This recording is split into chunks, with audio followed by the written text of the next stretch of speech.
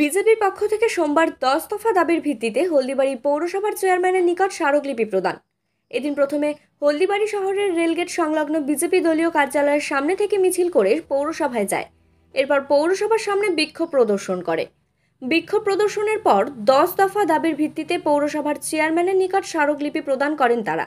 এই দিনের কর্মসূচিতে তাদের দাবিগুলি হলো: হকারদের পুনর্বাসনের ব্যবস্থা না করা অবধি উচ্ছেদ করা চলবে না, জল জীবন মিশন প্রকল্পের মাধ্যমে বাড়ি বাড়ি জলের লাইন দিতে হবে, পৌরসভার সরকারি সম্পত্তি বেসরকারীকরণ করা চলবে না, শহরে 60 বছর ঊর্ধ্বে বৃদ্ধ বৃদ্ধাদের সরকারি ভাতা দিতে হবে, শহরের 6 নং ওয়ার্ডের রেলের আন্ডারপাস দিয়ে জল নিকাশির ব্যবস্থা করতে হবে, পৌর এলাকায় পরিকল্পিতভাবে নিকাশি ব্যবস্থা করতে হবে, পৌর এলাকায় নিকাশি নালার নিম্নমানের কাজ হচ্ছে কেন, রেলের জায়গায় অবৈধভাবে কৃষকদের কাছ থেকে মাসুল নেওয়া বন্ধ করতে হবে, হলদিবাড়ি বাজারে যত্রতত্র দাঁড়িয়ে থাকা টোটোদের স্থায়ী স্ট্যান্ডের ব্যবস্থা করতে হবে ও শহরের 10 নং ওয়ার্ডের কলেজের পেছনে সামান্য বৃষ্টি হলেই জলমগ্ন হয়ে পড়ে, অবিলম্বে 10 নং ওয়ার্ডে জল নিকাশির ব্যবস্থা করতে হবে।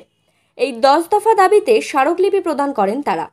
কর্মসূচিতে উপস্থিত ছিলেন বিজেপির জলপাইগুড়ি জেলার প্রাক্তন সভাপতি দেবাশিস চক্রবর্তী, হলদিবাড়ি টাউন মণ্ডলের সভাপতি প্রদীপ সরকার, সাধারণ সম্পাদক দিলীপ মল্লিক, সহসভাপতি গণেশ পাণ্ডে সহ অন্যান্যরা।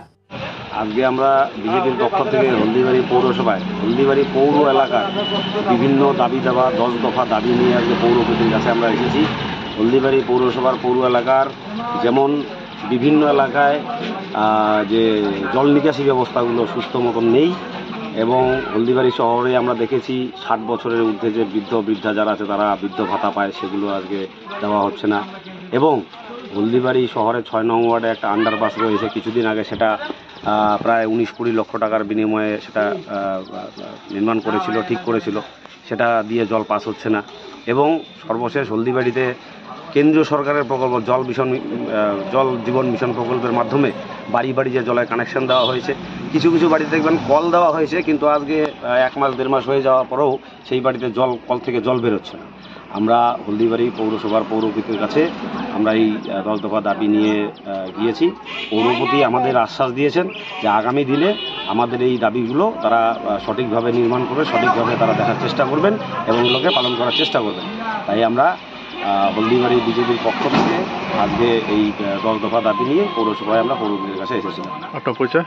আমার পরিচয় দিলীপ মল্লিক, আমি হলদিবাড়ি শহর মণ্ডলের সাধারণ সম্পাদক।